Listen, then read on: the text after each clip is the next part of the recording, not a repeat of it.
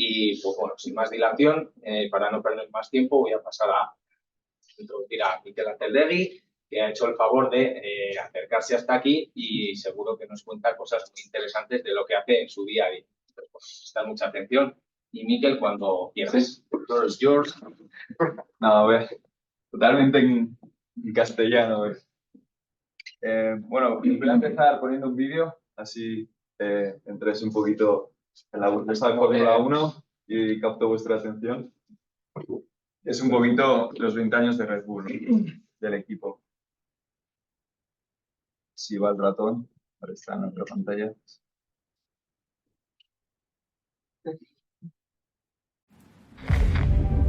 Another victory lap for Max Verstappen, who is on his way to win his 34th Grand Prix since Bahrain 2022.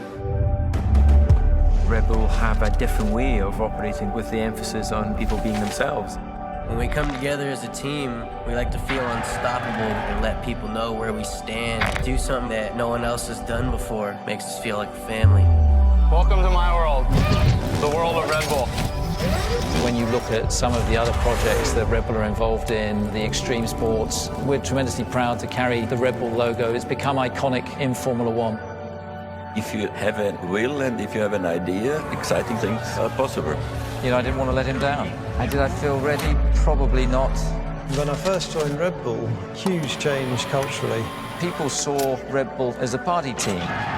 They wanted to do things differently. You know when something just feels right, and there was a natural chemistry from those very first interactions. You know, are they completely mad? Is it just parties, or are they serious? You know, who's this kid, Christian Horner? And take a massive risk.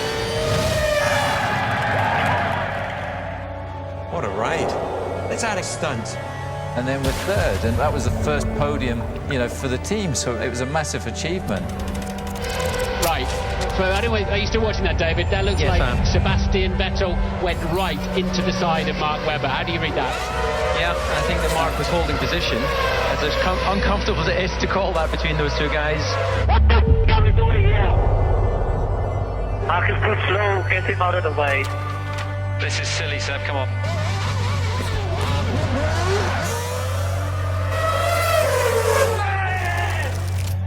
Sebastian Vettel, you are the world champion! Thank you, boy. Unbelievable. We have to remember these days. There's no guarantee that they will last forever. Gonna get it while you can? Yeah! I need a drink.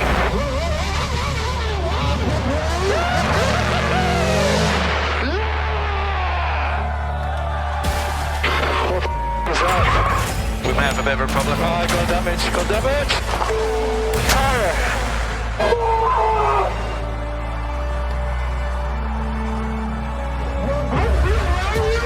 Wants to put himself in a great position. Well, Would have done it after that one.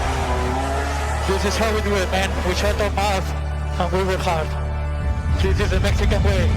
And for the first time ever, Tampoco voy a poner todo el vídeo. Bueno, gracias por estar aquí, lo primero. Para mí estar en la universidad donde me formé es un orgullo y espero hacerlo lo mejor posible para motivaros. Voy a hablar de Red Bull Fórmula 1, voy a hablar realmente de qué hace un ingeniero de diseño ahí, ¿vale? Un ingeniero electrónico. O sea, al final, cuando hablamos de Fórmula 1 siempre pensamos en motores de combustión, pero ya desde 2014 es mucho más híbrido todo y también los ingenieros electrónicos, electrónica de potencia, cada vez está mucho más involucrada en lo que es el equipo, ¿no? Ok, ¿quién soy yo? Bueno, soy Mikel Azeldegui. Siempre digo un apellido porque allí solo me quitan el segundo siempre. Soy Mikel Azeldegui Bernal, nacido en Pamplona en 1997. Y al igual que vosotros, soy graduado en Ingeniería Industrial por la Universidad Pública de Navarra, ¿vale? De Pamplona. La especialidad la hice en electrónica. Bueno, habrá muchos aquí que sea esa especialidad electrónica, otras especialidades. Al final también os digo que da igual. Simplemente una ingeniería y tener pasión es lo que vale. Luego quise salir un poquito fuera, hice un doble máster en Barcelona, También porque siempre había querido hacer Fórmula Student, siempre me había llamado un poquito el hecho de cómo aplicar esta ingeniería a algo que se mueva, algo que pueda ver, ¿no?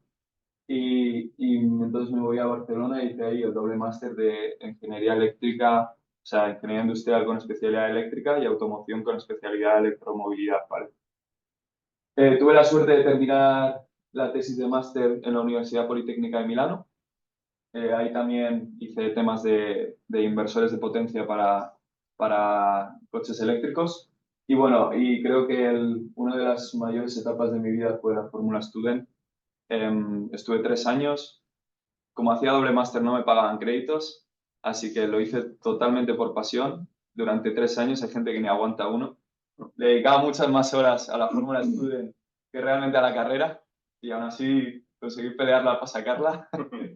Y ahí fue donde hice toda mi ingeniería, realmente es donde más se aprende. Diseñé todo el inversor eléctrico, hardware, software, todas las estrategias de control aplicadas a un vehículo eléctrico, orientation control, estrategias de modulación. Tampoco voy a entrar tanto técnico aquí, creo que hice ya una charla entrando muchísimo más técnico de lo que voy a entrar hoy, cuando estaba aún estudiando. Y fue eso lo que realmente luego me hizo saltar a Fórmula E con Neo CCT Racing, donde fui ingeniero de simulación. Estudié un poquito todo el performance de la parte eléctrica, como el control del coche tenía en el powertrain tenía que darle eficiencia, cuando teníamos que regenerar, diferentes estrategias de control para jugar con los límites de energía establecidos por la FIA para poder sacar el máximo rendimiento al coche. Y luego ya tuve la suerte de cambiar a Red Bull en un papel mucho más de diseño, mucho más de ingeniería y bueno, que es donde estoy ahora mismo. Entonces, bueno, ¿qué es Red Bull, no? Quiero explicaros aquí, no quiero hablar tanto de carreras, de todo, quiero que veáis desde el punto de vista de un ingeniero. Entonces, primero de todo, ¿qué es Red Bull? Pues Red Bull se creó en 2005 en el campeonato de Australia, que fue su primera aparición, y hasta el momento tenemos 6 campeonatos de constructores y 7 campeonatos de pilotos, ¿no? Los últimos datos son que sumamos ya 117 victorias, 102 pole position y 7.467 puntos, ¿no? En total.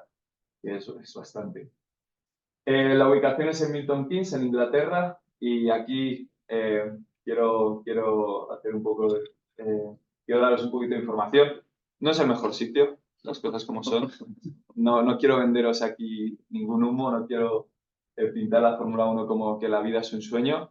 Tiene sus partes muy duras, una de ellas es vivir en Inglaterra, no es Londres, es Milton Keynes. Es una ciudad que a las 7 de la tarde la ciudad te obliga a irte a casa porque no hay nada que hacer.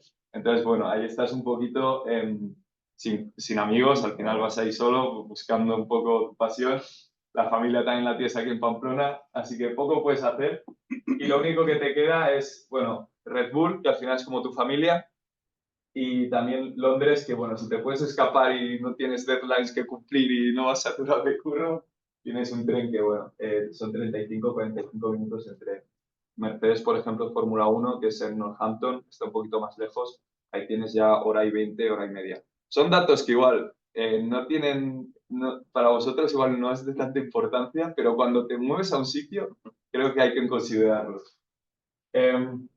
Empleados ahora mismo, pues estamos alrededor de 1.000, 1.200 ahora mismo. Ha crecido mucho la plantilla, ¿por qué? Porque, bueno, los que sigáis la Fórmula 1 en 2026, Red Bull corta el contrato con Honda y inicia su propio motor, que es donde yo estoy involucrado, ¿vale? Entonces, básicamente se suele componer 500, 600 personas que están ahora mismo diseñando el chasis, la aerodinámica, todo lo que es la integración del motor Honda en el coche. Y luego estaremos unos 500, de los cuales ya os digo que muchísimos son ingenieros, es una empresa de ingenieros, que estamos diseñando el powertrain, ¿vale? Y luego variedad de departamentos es una locura. O sea, todavía me estoy sorprendiendo de puestos de ingeniería o nombres de puestos de ingeniería que nunca en España vais a saber. O sea, son nombres muy locos. Y hay un montón de departamentos, Race Team, Strategy, que son los que organizan la estrategia del coche en pista, los de aero, que son los que básicamente hacen el aero, chasis, que son los que lo integran, diseñan el chasis, que pasa las pruebas de impacto, que tuvimos problemas este año de primera prueba de impacto del chasis, pero bueno, todo fue bien.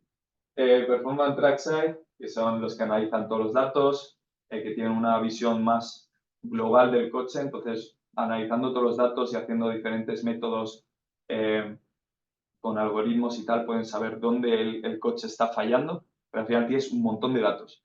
Entonces tienes que correlarlos y tienes que tener las herramientas diseñadas para que diciendo si pasa A, B, C, D, entonces pueden ser estas cosas que pueden estar pasando, ¿no?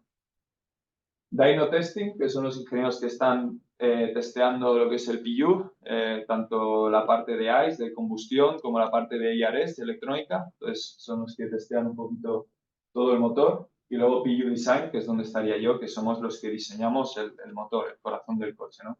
Que es lo que da la performance al coche y lo que hace que saque esos 1000 caballos con tan pocos kilos. Entonces, bueno, voy a explicar un poco la normativa actual. Muchos ya la sabréis, muchos no. Entonces, bueno, yo la explico para todos muy, muy general. Actualmente, el motor del coche, bueno, me voy a centrar en el motor, claramente.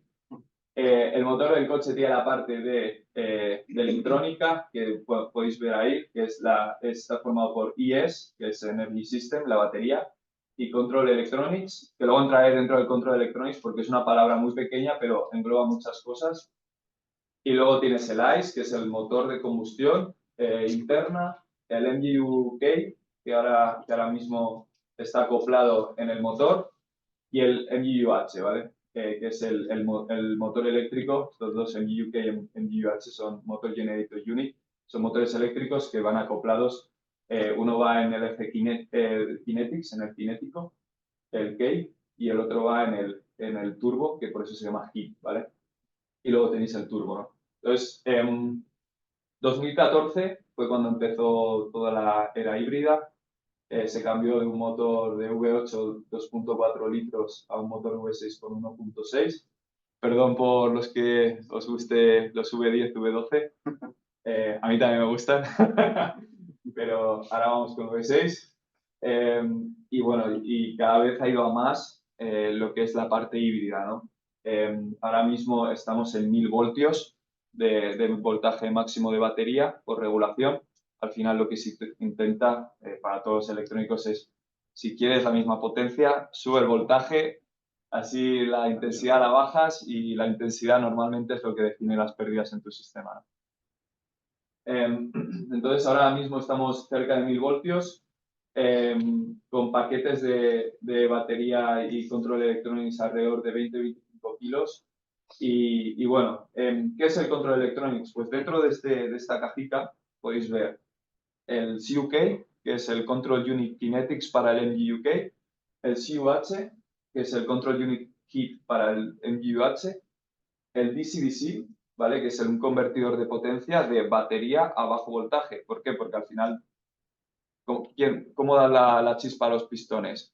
¿Cómo el piloto ve la pantalla? Todo tienes que tener algo que lo alimente. Entonces, ahí no tienes otra batería externa como tienen los coches de calle. Utilizas simplemente para ahorrar peso la batería del coche. Entonces, tienes que pasar de esos 1000 voltios a bajo voltaje, a lo que utilices. Entonces, es un reto. O sea, yo trabajo directamente con gente que lo hace y es un reto porque es un cambio de voltaje muy alto y muchas cosas que se calientan, por así decirlo. Y bueno, el CUK básicamente es un inversor de potencia. Tú tienes la batería DC y el motor, que normalmente es AC, ¿vale? Entonces tienes que hacer la conversión de potencia de continua a alterna. Necesitas algo que te lo haga. Entonces tienes ahí los control units, tanto el K como el H, que te lo hace.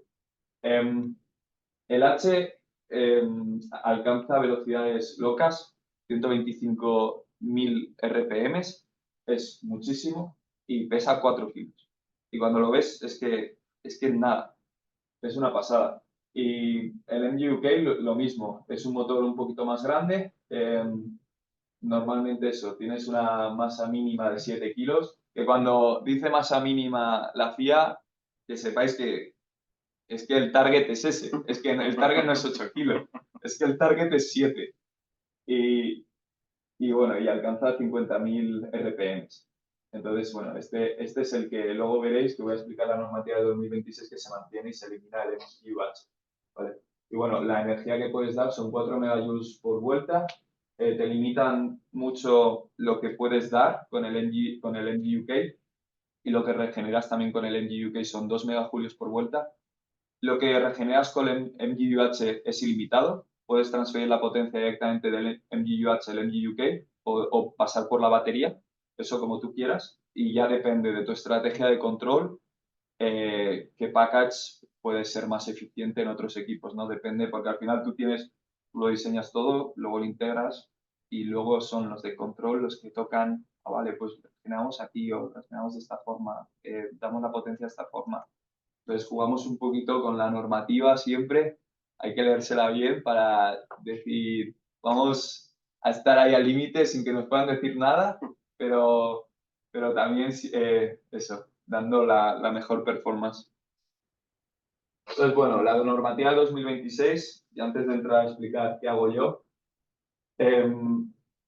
quita el MGUH, motor muy complicado. Muchas RPMs, al final tienes muchos problemas de vibraciones, de rozamientos, motor muy caro de desarrollar. Entonces, lo que se quiere hacer en 2026 es atraer otros equipos y se simplifica un poco el powertrain. Entonces, se elimina completamente y claramente como se elimina el MGUH, se elimina el CUH, también el Control Unit. En 2026 se aumenta la potencia del MG UK, pasa a ser 50-50 más o menos la potencia que damos ahora de eléctrico, que vamos a dar de eléctrico y de combustión. Que a nivel de la gente eléctrica, joder, que ya nos estamos metiendo ahí a dar 50% de potencia, ¿no? Claramente, hay que decir aquí, no la damos todo el rato. O sea, al final la batería nos limita. Cuando veis estas potencias, que sepáis que no son todo el rato. En cambio, el de combustión sí que está dando todo el rato. Porque es también lo que al final mueve el mundillo a Fórmula 1. Se limita el flow rate del combustible, se baja un poquito pues, para contaminar menos. Y bueno, horas de dyno y tal, tampoco hagáis mucho caso porque cada vez, o sea, que sepáis que esto se habla con la FIA, se llega a acuerdos entre los equipos porque hay veces que la FIA tira una normativa y luego tú la estás haciendo y dices, a ver, esto es imposible. Entonces, al final se va cambiando, se hace como en diferentes versiones, ya veréis que cada vez que os metéis a reglamentos de la FIA es versión 1 y se ha tocado esto, versión 2 se ha clarificado esto, entonces hay mucho retoque. Se aumenta el COSCA, va un poquito, 135 millones, que no es nada. Claramente se aumenta porque se hace un nuevo PU, va a ser más caro el coche. Y bueno, y un poquito así, el motor de combustión se mantiene, 6 cilindros, 1.6 caballos, pero que Red Bull de más de 1000, nada, seguro. Y nada, un poquito de esto. Bueno, y ahora voy a explicar un poco el IARES, ¿vale? Entonces, el IARES se compone por lo que he dicho, la batería, los inversores, el DC-DC y los motores eléctricos, ¿vale? Entonces, dentro del IARES, aunque parezca una palabra muy pequeña, hay muchísimos departamentos. Está Electrical Design, que es donde estoy yo, ¿vale? Que es quien lo diseña. Que al final nuestra responsabilidad es dar la performance al coche. Y toda la compañía se alinea para que nuestra performance llegue a esta pista, ¿vale? Entonces, los diferentes departamentos que hay son IARES Mechanical Design. Tenemos un equipo de ingenieros mecánicos de diseño que nuestros diseños lo integran en el coche. Porque yo al final sé diseñar electrónica para que saque la eficiencia que tiene que sacar, la performance que tiene que sacar, todo esto bien, pero yo, ¿cómo lo integro en un coche de Fórmula 1, no? Entonces, es este equipo, ¿no?, que nos ayuda a integrarlo. Y IARES Testing, que esto la verdad que a mí me pareció curioso cuando llegué a Fórmula 1, que tú no haces los tests en tus diseños. O sea, los haces en laboratorio y tal para verificar que funcionan a nivel de laboratorio bajo voltaje, pero cuando lo llevas a Dyno, son los ingenieros de Dyno quienes lo testean. No, yo no toco nada. Y son ellos quienes me pasan los datos. Que a mí me pareció, joder, me parecía hasta mal. Digo, joder, me están haciendo el trabajo otros, pero luego la verdad que cuando lo entiendes, dices, hostia, es que ingeniero de diseño en Inglaterra es diseñar. Y solo basas tu tiempo en diseñar, ir a las ecuaciones, ir a papers, y Cubo se usa un montón. O sea, es una fuente muy gorda de conocimiento. Entonces vas a los papers, ¿no? Y te vienen ideas y entonces es cuando desarrollas y te lo testean y lo validas, ¿no? Y luego IARES Build, que bueno, son más técnicos y lo montan, y bueno, IARES Track Support, que es los ingenieros de pista que tenemos que hacen el soporte de la electrónica allí, ¿vale? Entonces, bueno, aquí he puesto cuatro ideas, un poquito, de qué hacemos un ingeniero de diseño. Primero nos viene la idea, ¿no? La idea tiene que ser performance y fiabilidad. Esto es lo más importante. Y la performance, cuando hablo de performance, rendimiento en inglés, la verdad que lo digo en inglés porque la traducción en español no tiene sentido. Es milisegundos por vuelta. Es que no se mira otra cosa. Da igual lo que hagas. Es que luego lo voy a explicar, pero tienes que cambiar tu manera de pensar. Porque tú vas a una reunión, dices, quiero hacer esto, quiero hacer lo otro, quiero hacer... Ok, ¿cuánto ganamos en vuelta?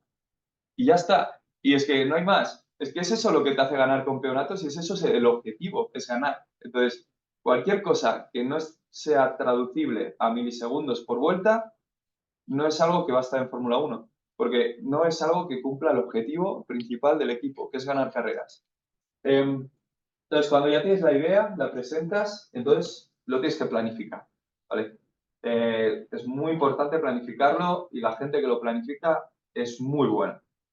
Y te hacen que los diseños te lleguen en 3 semanas montados y en la semana 4 ya lo testees. Es una locura.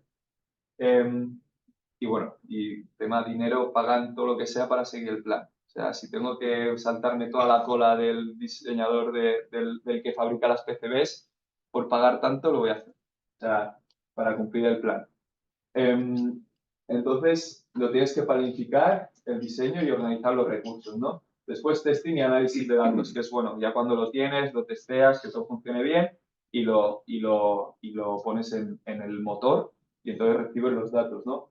Y es cuando recibes los datos cuando es muy importante tener una conclusión clara. O sea, tú cuando diseñas algo tienes que tener en tu cabeza antes de diseñarlo qué esperas, ¿no? Porque si no, luego no puedes decir es bueno o malo. En plan, no puedes decir es bueno o malo en función de lo que tú creas, no. Tienes que tener algo que sea cuantificable.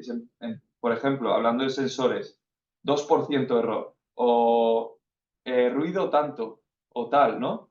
Todo esto tiene que ser muy cuantificable, de tal manera que cuando tú obtengas los datos no tengas opción de mentir, porque hay veces que cuando tú desarrollas una tecnología y te gusta tanto, dices, hostia, joder, este límite, bueno, me da 3 en vez de 2, bueno. No, o sea, hay que cumplirlos, porque realmente tú lo que quieres es que gane tu equipo. Y si te automientes a ti, ¿vale? No estás haciendo un buen trabajo, no estás siendo profesional. Entonces, es muy importante establecer esos límites que sean cuantificables para poder decir este diseño es bueno o este diseño no es bueno, ¿vale? Entonces, esto quería explicarlo. Y ahora creo que voy a explicar más cómo pienso en ingeniero de diseño a la hora de diseñar algo. Que creo que para mí es todo lo que he aprendido en mi experiencia en Red Bull y creo que son puntos muy importantes. Lo primero, volviendo a lo de milisegundos por vuelta, es que no es lo que quieres, es lo que necesitas. O sea, por mucho que te guste algo, al final tienes que ver los milisegundos por vuelta. Es que ya os digo, es súper importante. Y luego, hablando de milisegundos por vuelta, sobre todo el coste, euros por miliseconds, por milisegundos. Al final, cuando tienes un cost cap que aprieta, tu compañía tiene que saber dónde pone el dinero.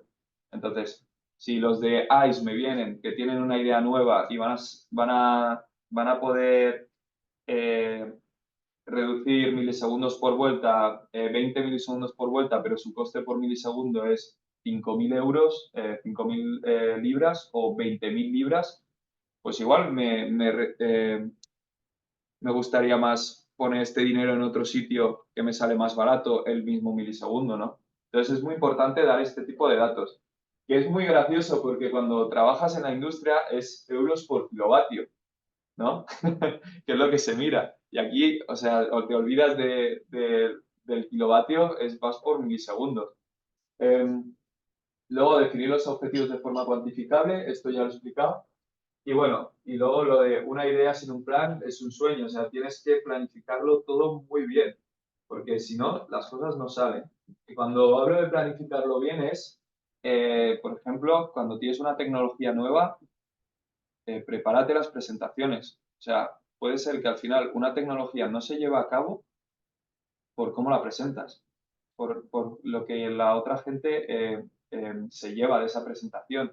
Si tú la presentas sin seguridad, sin realmente creer en lo que estás presentando, tu jefe no va a apostar en esa idea. Entonces, hay que echarle cojones y decir, esta tecnología va a hacer que ganemos tiempo y es fiable y no va a romperse. Entonces, eso es tener las cosas con seguridad. Luego, el ser profesional, no perfeccionista. Bueno, habrá gente más perfeccionista que otra. Yo, por ejemplo, me considero alguien muy perfeccionista. Y luego te das cuenta que realmente si dedicas mucho tiempo a hacer las cosas de, hostia, por ejemplo, cuando diseñas PCBs, o es que la pista por aquí me gusta más, ¿qué performance está dando eso a un coche de carreras? ¿Cuánto vas a ganar en milisegundos? Es que, porque la pista vaya así o la pista vaya así, ¿no? Entonces, es mucho más importante que cierres el diseño cuanto antes y lo lleves a testear que no el que todo te quede perfecto. Claramente tienes que ser profesional y tienen que quedarte los diseños bien para que los vea la gente de Red Bull y diga, joder, bien, ¿no? En plan, tiene sentido, haciendo tus calculitos y tal, pero tienes que saber jugar con el balance entre ser perfeccionista y cumplir los tiempos. Porque si no, al final, todo el tiempo que pierdes es que estás perdiendo tiempo en que podrías dedicar en otras cosas y estás haciendo que el coche igual se desarrolle menos. O sea, y este tipo de cosas las piensas ya cuando llevas un tiempo trabajando en esta industria, ¿no? Que ves ingenieros buenísimos, pero que no se van a romper la cabeza por tirarte pistas en plan que quede el diseño bonito. No, lo tiran, te lo sacan en una semana, una PCB que igual en una industria normal tardarían mes y medio, y en la semana siguiente están testeando y ya ven los fallos y dicen, hostia, aquí hemos fallado tal, no sé qué, y lo cambian. Entonces, al final, consiguen hacer 3 diseños en el tiempo que tú haces uno, y el tercer diseño ya te digo yo que no falla. Entonces, es eso, ¿no? La integración es muy importante, el saber comunicarse con otros departamentos. Al final, tienes que saber que tú no trabajas solo. A mí me encanta lo que hago y puedo currar muchísimas horas, o sea, soy enchichado, pero también depende de otros, ¿no? Y tienes que saber, esto es lo más difícil de todo, ¿eh? Lo más difícil de todo es trabajar con otras personas. Es decir, ¿cómo le digo que haga esto sin que parezca que se lo esté diciendo y que al final lo haga, ¿no?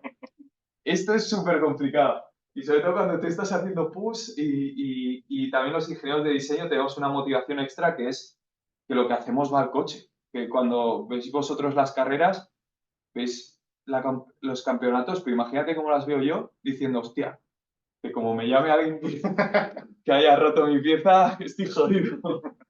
¿No? Entonces, tenemos esa motivación extra y por eso le metemos tantas horas y nos gusta, pero no toda la gente la tiene. Y igual un ingeniero de testing, de dyno, de testing, que simplemente testea lo que hacen otros, luego te pasan los datos, no está tan motivado como tú, ¿no? Entonces tienes que saber comunicarte muy bien para que tu plan se lleve a cabo. Luego, asumir riesgos. Es muy importante asumir riesgos porque es mejor asumirlos cuanto antes y no en pista. No queremos DNFs. Entonces, testea absolutamente todo lo que se te ocurra en tu cabeza. Máximos voltajes de batería, no vayas a la carrera más fácil, vete a testear la carrera que sepas que el package está más caliente en temperatura ambiente o tienes más potencia media en vuelta, ¿no? Entonces testea estos casos que pueden ser los que realmente luego fallen, que no se te escape nada. Entonces, bueno, a ver, esto te ayuda mucho a tus jefes y todo, ¿no? Son gente, mi jefe son 12 años trabajados en Mercedes, hizo el primer inversor de potencia de Mercedes que ganó campeonatos y todos los campeonatos de Fórmula 1 con Mercedes que él estuvo ahí antes de cambiarse a Red Bull también ganó con su diseño de inversor. O sea, Sawisen es una pasada. O sea, entiende la electrónica de potencia de otro, o sea, es de otro mundo. Entonces, ellos te ayudan mucho y ves que cómo resuelven problemas en su cabeza muy, muy rápido, diferentes estrategias y todo esto, ¿no? Y bueno, no vendemos productos, no seguimos estándares. Esto es algo que mola mucho porque nosotros vamos a los fabricantes y digo, quiero este producto, no, pero es que aún no está en venta porque tenemos que pasar este estándar, Digo, da igual, si yo no voy a vender el coche. Oh, es que tu ruido, tal, no sé qué, da igual. Si yo no voy a vender el coche, ¿qué más da que emita ruido ahí? Digo, mientras gane carreras ya está. Y luego buscar la eficiencia global del coche, que al final no es lo que diseñas tú, es todo, es batería, inversor, motor. O sea, tienes que pensar en todo. O sea, si voy a hacer este cambio en el inversor y me va a hacer este impacto en el motor, entonces, ¿cuál es la eficiencia global? Y esa eficiencia global al final es lo que define toda la transmisión de energía, ¿no? Lo bien que se hace. Y bueno, y ya para terminar, antes de entrar en las preguntas, voy a explicar un poco cómo llegar, que al final creo que también para la gente que os guste os puede orientar un poco. Primero tener esto, tener pasión por la ingeniería. Ya puede ser por la Fórmula 1 desde pequeños o por la ingeniería, o sea, te puede gustar las dos. En Red Bull hay gente de todo tipo. Hay gente que le encanta la ingeniería y no se ve las carreras, ¿sabes? Pero el nivel de lo que desarrollas, lo rápido que desarrollas tecnología y lo rápido que desarrollas ingeniería es una pasada y les encanta eso. Y luego hay gente, pues, como yo, que siempre me ha gustado, tuve la pasión por mi padre porque él siempre ha estado con coches y me lo ha transmitido y también me encanta la ingeniería, ¿no? Es una combinación de ambas. Entonces eso es lo primero, que al final la pasión siempre se mantiene en todos los escalones. Los estudios serán ingeniería, idiomas inglés, hay que tener inglés. Os habla alguien de que no ha sido el mejor en inglés, o sea, fui con un B2 a Inglaterra pelado. Luego hay másters que también os impulsan mucho a Fórmula 1, que es el de Cranfield y el de Oxford Brookes. Estos son famosos porque son los que te pegan el saltito a la Fórmula 1. Son caros, también es verdad. Algo que te diferencie, esto es lo más importante. Haber hecho Fórmula Student, Moto Student, experiencia en otros proyectos de ingeniería o en otros equipos, esto hace mucho que saltes.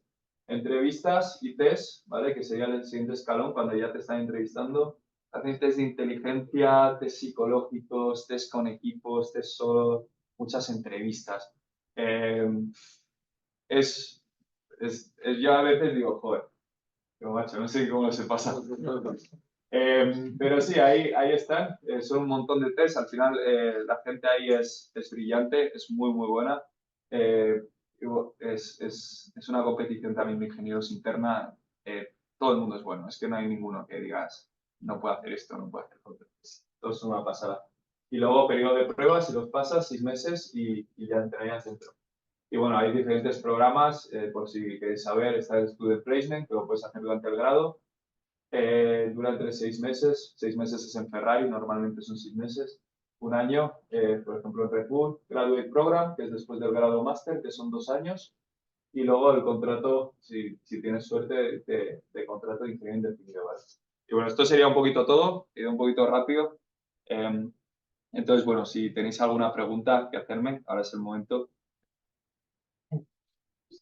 Pues un par de minutillos, no sé si tenéis alguna pregunta ahora o preferís dejarlo para la parte de después del café. Y, bueno, Sí. bueno, Gracias por tu presentación, muy interesante. Siento no haberme enterado de nada porque soy estudiante de economía. Entonces vengo a preguntarte también por eso, que manejáis mucho dinero y te quiero preguntar, ¿hay gente, supongo que habrá gente de la Cámara de Economías también dentro de todo esto? ¿De qué manera también podemos llegar ahí? Claro. La verdad que es una pregunta muy jodida. No por la pregunta en sí, sino porque yo soy ingeniero. O sea, y siempre lo he mirado desde el punto de vista de ingeniería, pero sí que es verdad que todo el tema de financial, de control de COSCA, se mira mucho. Hay puestos de gente que solo se dedica a controlar los gastos, dónde se mueve el dinero y saber el diversificar dinero para que al final todo el desarrollo de tecnología dé lugar al mejor coche. Entonces, ¿cómo llegar ahí? Ya te digo que esto no te puede ayudar mucho. La verdad, si hubiese sabido, me hubiese preparado algo más, me hubiese preguntado. Pero sí que es verdad que es Londres, Inglaterra, es un sitio donde la economía se mueve muchísimo. Vas a Londres y vas a ver Urus, Lamborghinis, o sea, Ferraris, todo el rato. Entonces, Fórmula 1, Red Bull mueve muchísimo dinero, muchísimo. A los ingenieros no nos llega tanto porque al final estamos recortados por el COSCA, pero todo lo que es financial, marketing, si a alguno le gusta el marketing de aquí, en marketing no tiene control de COSCA y vais a tener una vida muy buena, vais a ir a carreras. Entonces, bueno, creo que ahí tienes, seguro que hay un camino. Yo creo que la experiencia de Inglaterra te puede dar muchísimo conocimiento, muchísimo que aprender porque se mueve, ya te digo, es una de las Londres, capital económica de las más gordas. Entonces, no sé, infórmate, pero seguro que hay un camino. Yo creo que puede ser Former Student, también desde el Business Plan en Former Student también. Sí, también. O sea, desde cualquier cosa que pueda dar, imagínate, para diferenciarse de los demás. Sí, sí, y sí. en el sector de motorsport es un buen para tomar diferenciarse. Sí, sí. Muy bien, pues vamos a agradecer a otra pregunta.